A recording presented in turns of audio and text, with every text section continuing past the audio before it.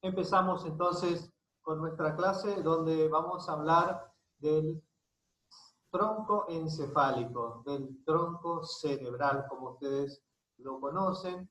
Digamos que es como una continuación de la médula espinal, porque estamos hablando todavía del sistema nervioso central, hablamos de la médula espinal la clase pasada y ahora vamos a hablar del tronco cerebral. Y ustedes se acuerdan que cuando hablábamos de la división del sistema nervioso decíamos que el tronco cerebral tiene tres porciones, una que es el mesencéfalo, otra que es la protuberancia y una tercera porción que es el bulbo, que es la más baja o la más caudal. Bueno, vamos a empezar a hablar justamente del bulbo en primer lugar, es decir, que vamos a hablar del tronco cerebral de abajo hacia arriba. Y esto que ustedes están viendo aquí es lo que les voy a mencionar verbalmente, pero basándome en esta figura. Aquí entonces podemos describir la configuración externa del bulbo, así como siempre que describamos un órgano del sistema nervioso, vamos a hablar de la configuración externa, es decir, cómo se ve por fuera, y de la configuración interna, es decir, cómo se ve por dentro. Entonces, hablando en primer lugar de la configuración externa del bulbo, de la porción más caudal, ustedes ya saben lo que significa caudal, la porción más caudal del tronco cerebral o la más baja, allí el bulbo tiene forma, dicen los anatomistas, de un cono truncado. O sea, el bulbo tiene la forma de un cono truncado. ¿Qué significa truncado? Significa que no tiene punta. Es decir, es un cono que tiene una base, es redondeado, pero el vértice no es aguzado, sino que está amputado, ahí está cortado. Por eso es un cono truncado. Y en ese cono truncado vamos a describir una cara anterior y una cara posterior.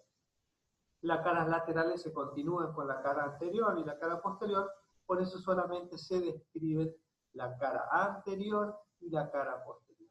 Y lo primero que vamos a empezar a definir son los límites de dónde a dónde va el bulbo, así como lo hicimos con la médula, que decíamos que la médula comenzaba en el foramen magno o en el agujero magno y terminaba en L1, L2. Acá con el bulbo decimos que el bulbo tiene un límite inferior que es el foramen magno, ahí es una continuación de la médula el bulbo, por eso es que comienza allí en el foramen magno, es su límite inferior, y su límite superior, que sería la base de ese cono, es un surco profundo, que ustedes pueden ver allí en el dibujo, un surco profundo que separa al bulbo de la protuberancia, y por eso ese surco se llama surco bulbo protuberancial, mencionando que está separando al bulbo de la protuberancia. Así se llama ese surco.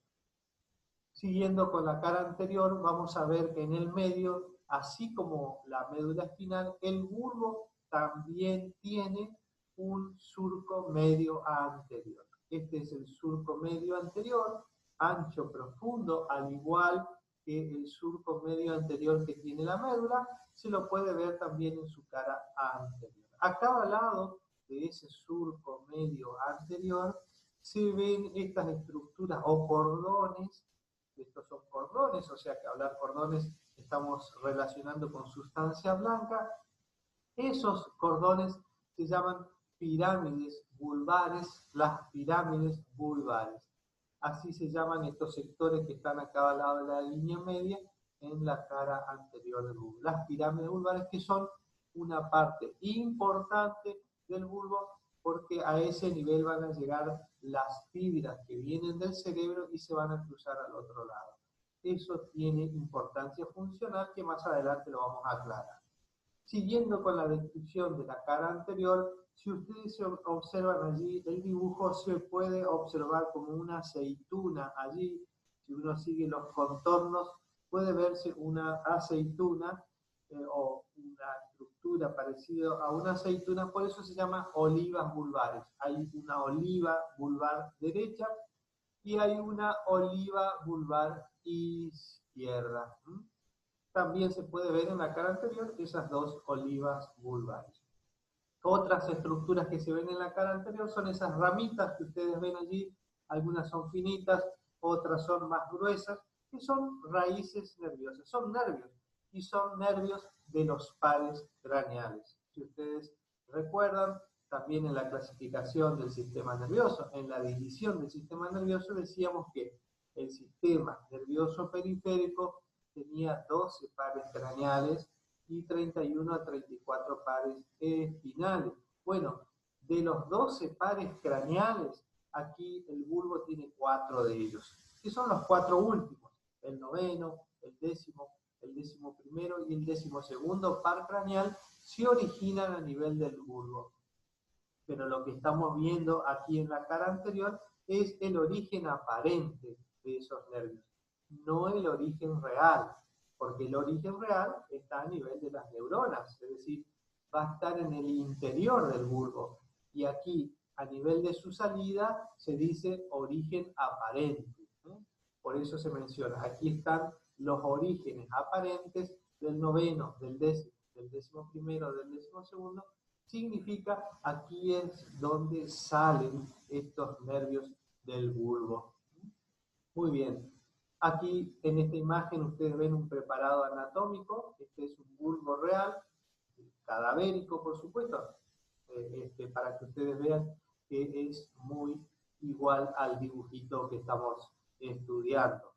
Este es un bulbo normal con su protuberancia acá arriba y el cerebelo que está por detrás de él. Vamos a la cara posterior del bulbo. En la cara posterior del bulbo nos encontramos nuevamente con un surco medio posterior. Ese surco medio posterior es igual al de la médula espinal. Si ustedes repasan el power o la clase de médula espinal, se van a dar cuenta que hay un surco medio posterior que es más finito que el anterior, que es menos profundo, pero es más delgado. Este surco medio posterior es igual al de la médula espinal, pero tiene una característica que cuando pasa la mitad de la cara posterior del bulbo, se divide en dos para formar una superficie triangular, que yo se las dibujé aquí. Esa superficie triangular que forma la cara posterior del bulbo va a ser una parte de un piso llamado piso del cuarto ventrículo. O sea, ese triángulo es el triángulo inferior del piso del cuarto ventrículo. Ya vamos a ver que en la cara posterior de la protuberancia se va a formar otro triángulo y entre los dos triángulos van a formar una cavidad llamada piso del cuarto ventrículo, que ya lo vamos a ver ahora en mayor detalle. Pero eso básicamente es la cara posterior, y también aquí se encuentra una estructura llamada pedúnculo cerebeloso. Pedúnculo cerebeloso. Aquí ese pedúnculo cerebeloso no es otra cosa que prolongaciones neuronales o fibras blancas con los que el tronco se une al cerebelo. O sea que esta es la parte que el bulbo une al cerebelo, que tuvo que ser cortado para poder separar el cerebelo y poder ver la cara posterior del bulbo. Cuando vamos a la configuración interna, es decir, ahora vamos a tratar de ver cómo se distribuye la sustancia gris y la sustancia blanca en el interior del bulbo. Y vamos a tener que hacer varios cortes en el bulbo, como muestra el dibujo aquí a la derecha. Tenemos que hacer varios cortes por el hecho de que es diferente a las diferentes alturas o a los diferentes lugares del bulbo. Por ejemplo, aquí en la parte más baja del bulbo, el primer corte, ahí donde está cerca de la médula, como es continuación de la médula espinal, tiene la sustancia gris en igual disposición que la médula espinal. Fíjense ustedes que en la parte más baja del bulbo, la sustancia gris se dispone en forma de H y la sustancia blanca la rodea, igual que la médula. Pero a medida que uno va cortando transversalmente al bulbo hacia arriba, vemos que los la sustancia gris se va fragmentando en núcleos, va formando núcleos. Y por eso miramos la otra imagen, estos son los cortes más superiores y lo que vemos aquí son diferentes núcleos en el interior. Hay diferentes formas de núcleos. Y lo más importante es recordarle que los núcleos, que son los núcleos, no estamos hablando de los núcleos de la célula, sino que estamos hablando de agrupaciones de cuerpos neuronales. ¿Qué son los núcleos? Son agrupaciones de cuerpos neuronales. Y en este caso, esos cuerpos neuronales que se agrupan en núcleos pertenecen a los pares craneales. Por eso aquí les aclaro, los núcleos son los orígenes reales de los pares craneales que salen del bulbo. Yo recién les mostraba y les decía, aquí es donde salen los nervios de los pares craneales, por eso se llama origen aparente, pero aquí en el interior es donde se observan los orígenes reales de los pares craneales. Muy bien. Con respecto a las funciones, algo de función les comento.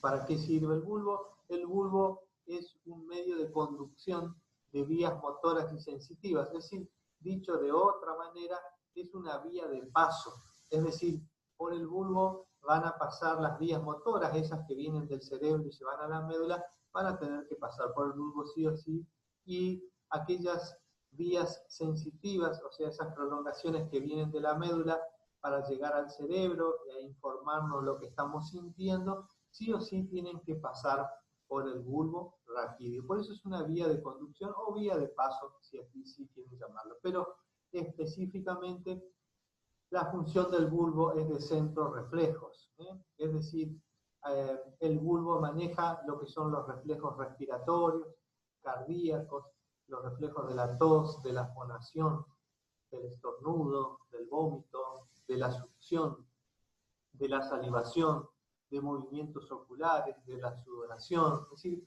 vemos que ese pequeño órgano, el bulbo, tiene una función sumamente importante. Una lesión del bulbo, imagínense ustedes, tiene la función cardiorrespiratoria, así que peligra la vida.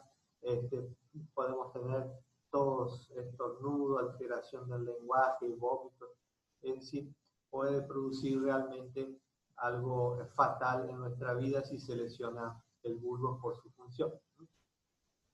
Seguimos con la segunda porción en forma ascendente del tronco cerebral, que es la protuberancia anular.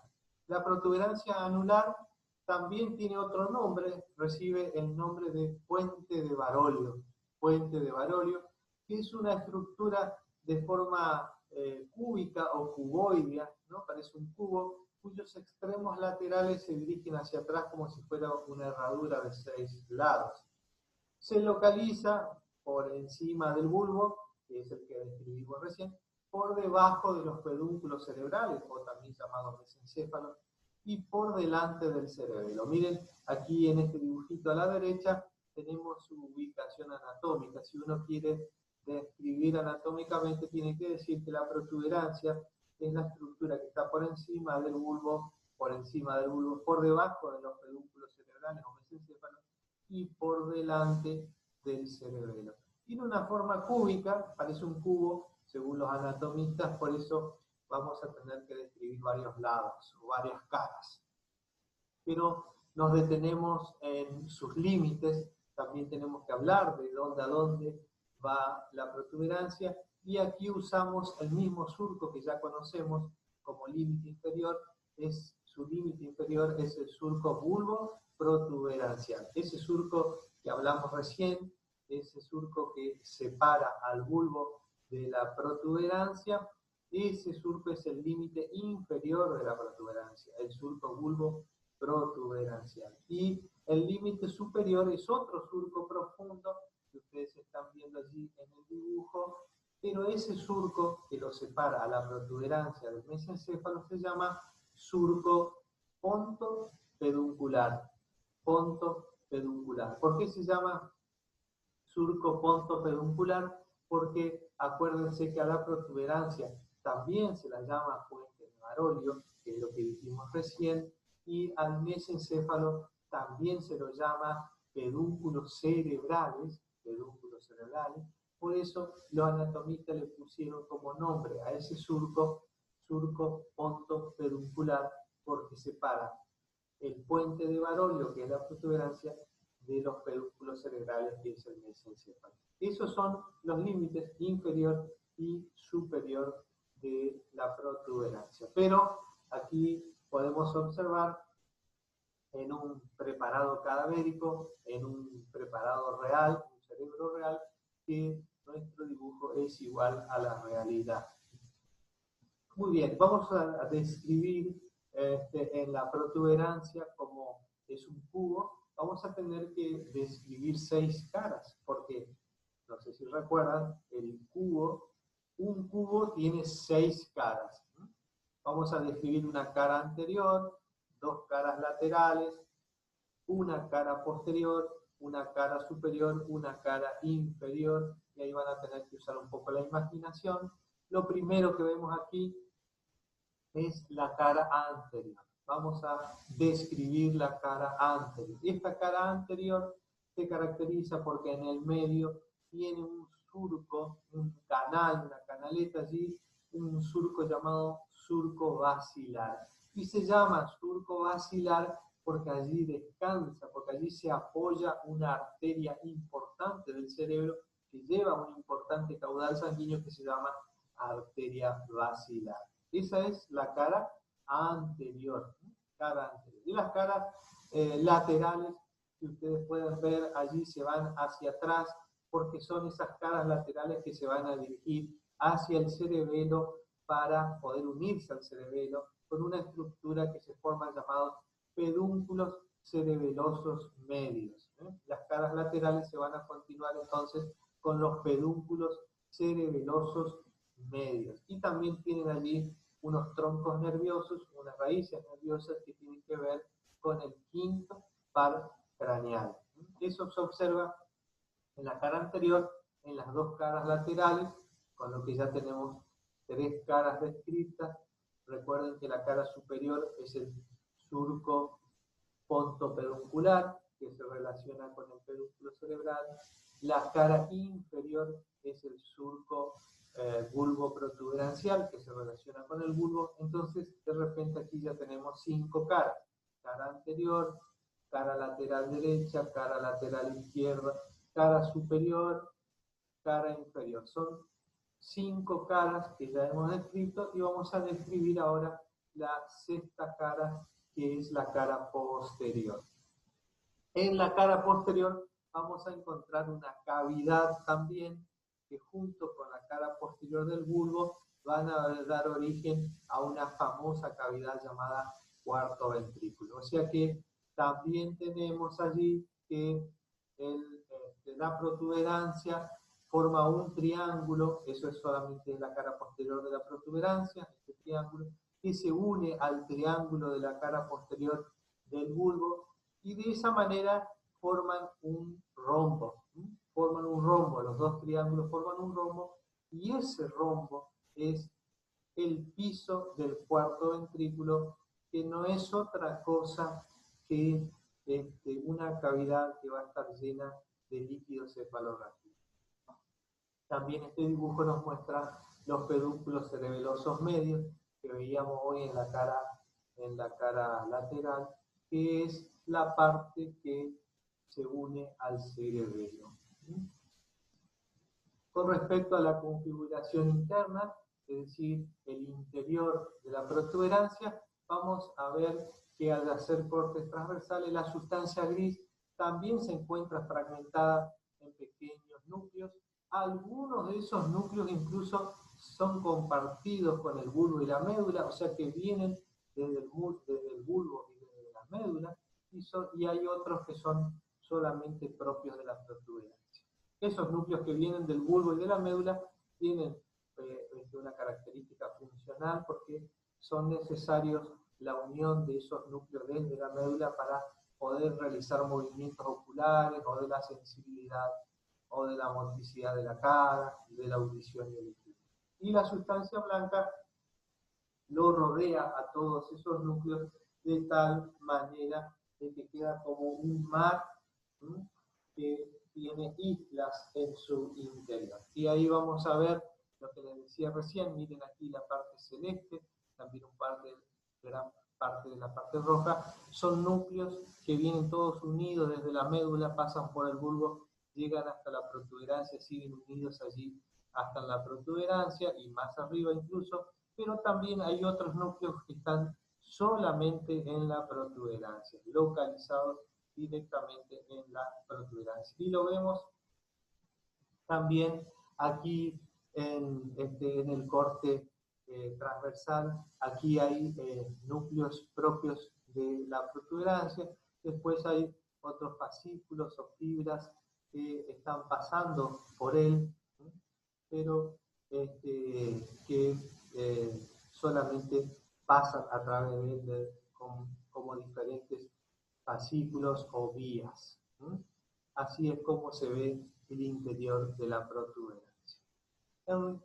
Respecto a sus funciones, tenemos que decir que es un lugar de paso de las vías sensitivas y motoras, igual que el bulbo. Por allí pasan las vías sensitivas que van al cerebro y pasan las vías motoras que van del cerebro a los miembros para realizar la motricidad, pero también es el centro reflejo fundamental, por ejemplo, de las expresiones mímicas, y todas las muecas que ustedes hagan es porque allí a nivel de la protuberancia existen esos núcleos de la mímica.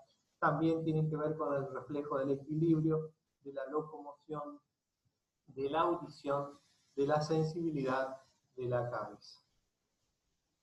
Muy bien, pasamos a la última porción de este tronco cerebral, que tiene que ver con los pedúnculos cerebrales o mesencéfalos. Los pedúnculos cerebrales o mesencéfalos.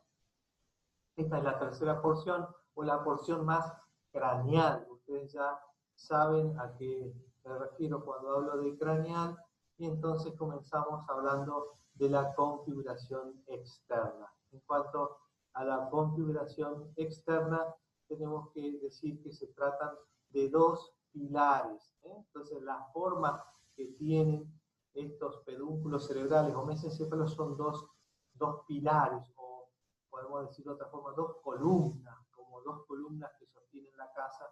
Se tratan de dos pilares que están entre el cerebro por arriba y la protuberancia por abajo. Miden solamente 2 centímetros, fíjense que no son muy grandes, y 1,5 de ancho.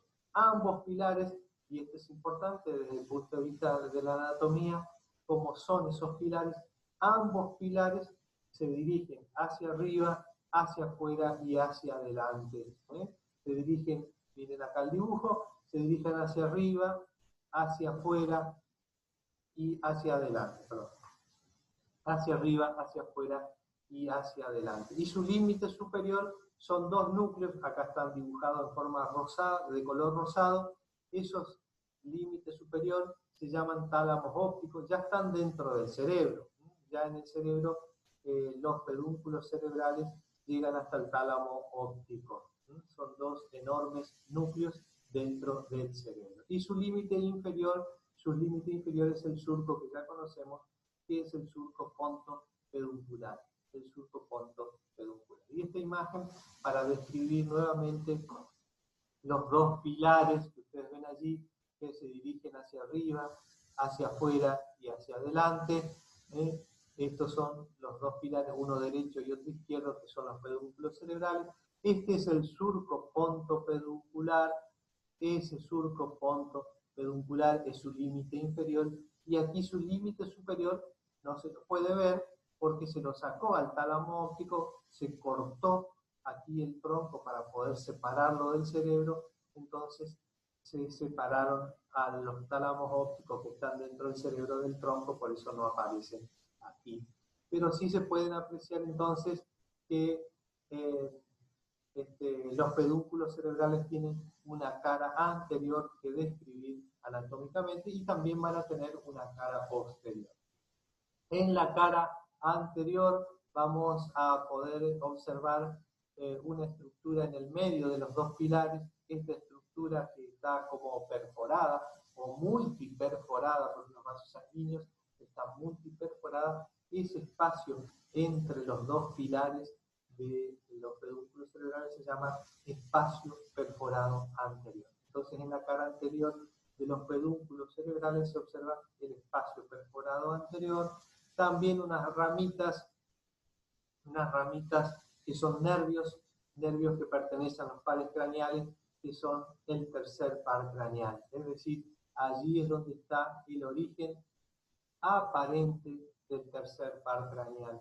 Y a los costados, rodeando las caras laterales del mesencéfalo, aparecen esas ramitas, una a cada lado, que son las raíces o los nervios del cuarto par craneal, el cuarto par craneal. Y eso es lo que describimos en los pedúnculos cerebrales.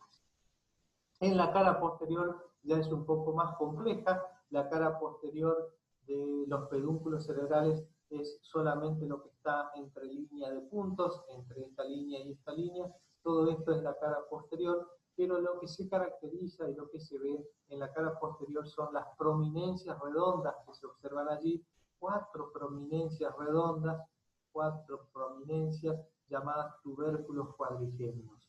Esos tubérculos cuadrigéminos, 2 son superiores y 2 son inferiores.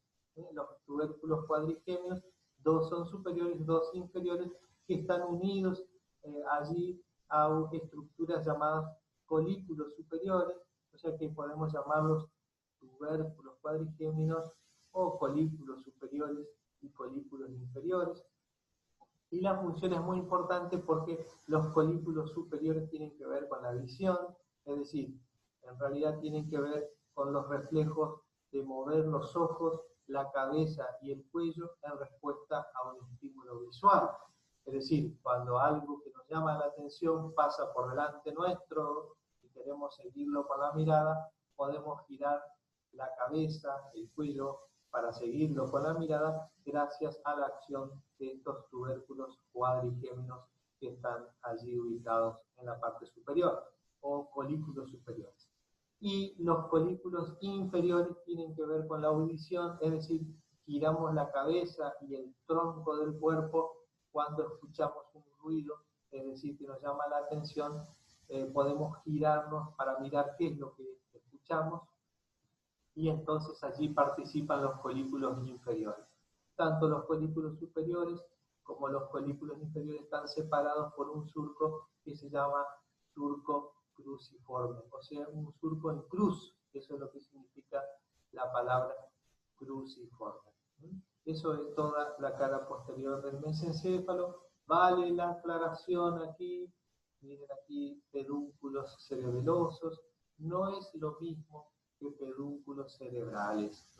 Una cosa son los pedúnculos cerebrales y otra cosa son los pedúnculos cerebelosos. En este caso, aquí aclaramos y señalamos con la flecha que los pedúnculos cerebelosos son fibras blancas que unen el tronco al cerebro, perdón, al cerebelo.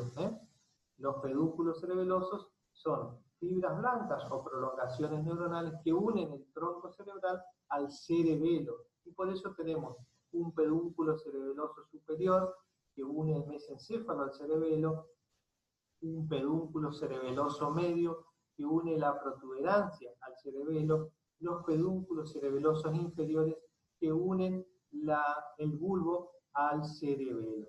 Aquí están cortados porque para poder separarlos del cerebelo, aquí vemos esto que está aquí, es el pedúnculo cerebeloso superior que une el mesencéfalo al cerebelo. Este es el pedúnculo cerebeloso medio que une la protuberancia al cerebelo, y este es el pedúnculo cerebeloso inferior que une el bulbo al cerebelo, y de esa manera el tronco y el bulbo están unidos entre sí. Su configuración interna, hablando del pedúnculo cerebral, esto es lo que se ve en el mesencéfalo, en el pedúnculo cerebral, la configuración interna, donde vamos a ver núcleos nuevamente en su interior, la sustancia gris en forma de núcleos, como en las demás partes. agrupaciones de cuerpos neuronales, son los núcleos, pero que pertenecen a los pares craneales que se originan aquí, que son dos: los núcleos del tercer par craneal, allí es donde está el origen real, y los núcleos del cuarto par craneal, aquí tenemos cuarto par, tercer par, son orígenes reales, ¿eh? Aquí es donde están las neuronas, donde se originan esos pares craneales. Pero también tiene otros núcleos que se ven rojos, por eso se llaman núcleos rojos, y otros núcleos que parecen una sustancia negra, por eso se llaman sustancia negra, pero son núcleos. Muy bien, con respecto a su función, decimos que es un lugar de paso también de vías sensitivas y motoras, igual que las otras partes del tronco cerebral, pasan las vías sensitivas, pasan las vías motoras, y es el centro reflejo de la visión, de la movilidad ocular y el equilibrio. Finalmente, esta es la última imagen que vamos a ver, que quiero mostrarles cómo los pares craneales, los orígenes aparentes, porque ya saben que los orígenes reales están en su interior, estos orígenes de los pares craneales que están en el tronco cerebral son a partir del tercer par craneal. Decíamos que son 12 pares craneales, algunos consideran 13, pero nosotros vamos a considerar 12 pares craneales. A partir del tercer par craneal se originan en el tronco cerebral, porque el primer par craneal, que es el olfatorio, no se origina en el tronco. El segundo par craneal, que es el nervio óptico, tampoco se origina en el tronco cerebral, pero a partir del tercer par craneal ya encontramos del tercero al duodécimo a todos en el tronco cerebral. Y el número tiene que ver con el orden en que van saliendo del cráneo. Primero sale el nervio olfatorio, después el nervio óptico, después el nervio oculomotor, después el nervio tronclar, etc. Ese es el orden con que salen del cráneo desde adelante hacia atrás, por eso se los llama 12 pares de nervios craneales. Y recordarles que la cara posterior de la protuberancia, junto con la cara posterior del bulbo, forman un rombo que es una cavidad donde hay líquido, es una cavidad llena de líquido cefalorraquídeo. Muy bien, y aquí damos por finalizada nuestra clase.